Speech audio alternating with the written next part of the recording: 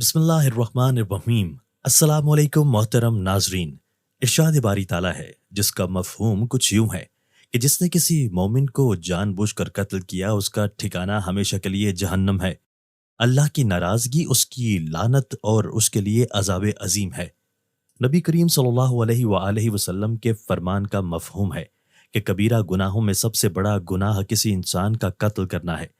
جس نے کسی جان کا قتل چھری یا چاقو کے ساتھ کیا تو فرشتے جہنم کی وادیوں میں ہمیشہ اس کو اسی چھری کے ساتھ مارتے رہتے ہیں۔ وہ ہمیشہ آگ میں رہے گا اور میری شفاعت سے محروم ہے۔ اگر کسی شخص نے کسی جان کو بلندی سے گرا کر قتل کیا تو فرشتے بھی ہمیشہ اس کو بلند ترین چوٹی سے جہنم کی وادی میں گراتے رہیں گے۔ قتل کرنے والے جہنم کے کنویں میں مغبوس ہوں گے۔ اگر کسی نے رسی کے ساتھ خودکشی کی اور مر گیا تو ہمیشہ جہنم میں لٹکا رہے گا اور اللہ کی رحمت سے محروم ہی رہے گا۔ اگر کسی نے کسی کو ناحق قتل کیا تو اس کا قاتل کھلی گمراہی میں ہے۔ فرشتے اس کو ہمیشہ آگ کی چھریوں کے ساتھ ذبح کرتے رہیں گے اور جب بھی وہ اس کو قتل کریں گے تو اس کے حلق سے تار کول کا سیاہ خون بہے گا۔ یہ اس کی سزا ہوگی۔ علماء کرام فرماتے ہیں کہ اپنا حمل ضائع کرنے والی عورت کی بھی یہی سزا ہے۔ ارشاد باری تعالیٰ کا مفہوم ہے اور زندہ درگور کی جانے والی بچی سے پوچھا جائے گا کہ تو کس گناہ میں قتل کی گئی؟ حضور نبی کریم صلی اللہ علیہ وآلہ وسلم نے فرمایا، گرائے جانے والا بچہ قیامت کے دن لایا جائے گا جس کی آواز بجلی کی کڑک جیسی ہوگی اور وہ مدد کے لیے پکار رہا ہوگا کہ میں مظلوم ہوں۔ پھر وہ اپنی ماں کے پاس لایا جائے گا اور کہے گا، اے رب، اس سے پوچھئے کہ اس نے مجھے کیوں قتل کیا۔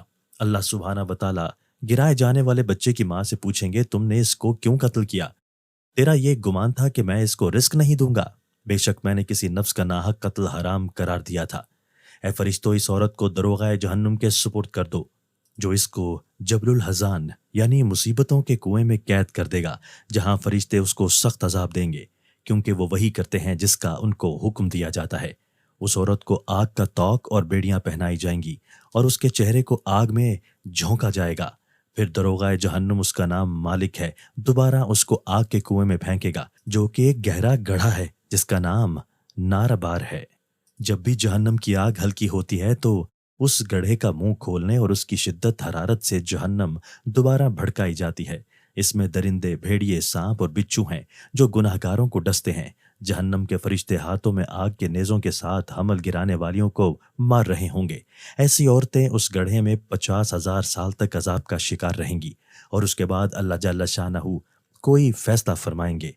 نبی کریم صلی اللہ علیہ وآلہ وسلم کے فرمان کا مفہوم ہے کہ اللہ کے نزدیک سب سے زیادہ بڑا گناہ کسی نفس کا ناحق قتل کرنا ہے، یہاں تک کہ ایک چڑیا جس کے ساتھ انسان کھیلتا ہے اور وہ اس کھیل کی وجہ سے مر گئی یا اس کو بغیر حاجت کے قتل کر دیا گیا تو وہ قیامت کے دن اس حالت میں حاضر ہوگی کہ اس کی چنگھاڑ بجلی کی کڑک کی مانند ہوگی اور وہ کہے گی، اے رب، اس سے پوچھیں کہ اس نے مجھے بلا ضرورت عذاب سے دوچار کر کے قتل کیوں کیا؟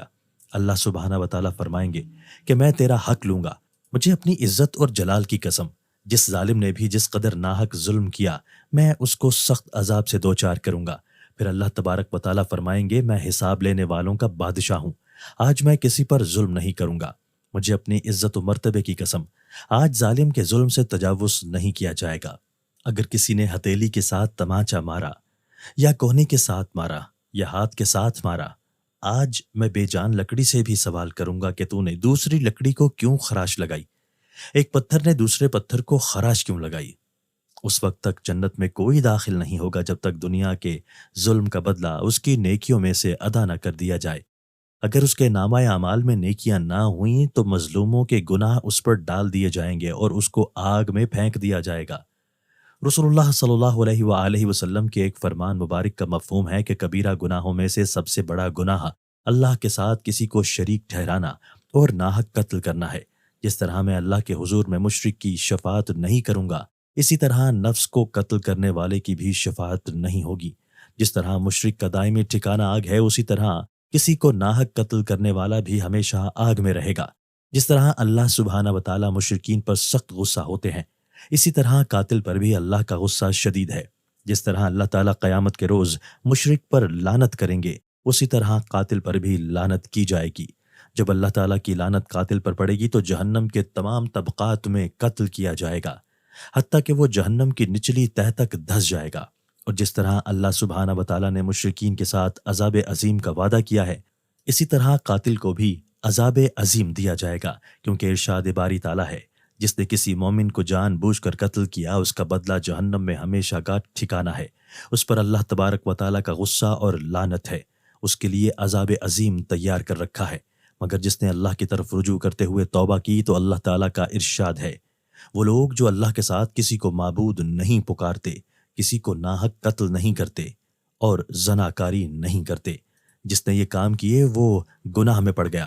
مگر جس نے توبہ کی اور ایمان لانے کے بعد عمل صالح کیے تو اللہ تعالیٰ اس کے گناہ نیکیوں میں بدل دیتے ہیں، اور اللہ تعالیٰ بخشنے والے مہربان ہیں۔ اگر کوئی عورت جان بوجھ کر بغیر کسی شرعی عذر کے اپنا حمل گرائے تو وہ اپنے گناہ کا اعتراف کرنے کے بعد اللہ تعالیٰ سے توبہ کرے، کیونکہ ارشاد باری تعالیٰ کا مفہوم ہے کہ وہ اپنے بندوں کی توبہ قبول کرنے والا ہے۔ تو گرائے جانے والے بچے کی اگر صورت بن چکی ہو تو اس کے ورثاء یعنی باپ اور بھائیوں کے لیے دیت ہوگی، وہ اللہ تعالیٰ کے لیے ایک غلام آزاد کریں۔ اللہ تبارک و تعالیٰ کا ارشاد ہے، جس نے کسی نفس کو ناحق قتل کیا یا زمین میں فساد پھیلایا تو گویا اس نے تمام انسانیت کا قتل کیا، اور جس نے کسی کی جان بچائی تو اس نے گویا تمام انسانیت کو زندہ کیا۔ یعنی اگر 1000 لوگ ایک قتل میں شریک ہوئے تو وہ قتل ہر ایک کے ذمہ ہوگا اور ان پر جملہ انسانیت کے قتل کا بار ہوگا۔ اس کے برعکس اگر کسی نے کسی پریشان حال نفس کے ساتھ اچھا برتاؤ کیا، اس کو کھانے کا ایک لقمہ دیا اور پانی کا گھونٹ پلایا، یا اپنے مسلمان بھائی کی تکلیف میں مدد کی تو گویا اس نے تمام انسانوں کی مدد کی۔ دعا ہے کہ اللہ تعالی ہم سب مسلمانوں کو ان کبیرہ گناہوں سے محفوظ رکھے اور ہمیں ہمیشہ ایک دوسرے کے ساتھ اچھا برتاؤ کرنے اور حقوق ادا کرنے کی توفیق عطا فرمائے، آمین۔ ناظرین، اللہ کے 99 ناموں میں سے ایک نام کمنٹ باکس میں ضرور ٹائپ کیجیے گا۔ شکریہ۔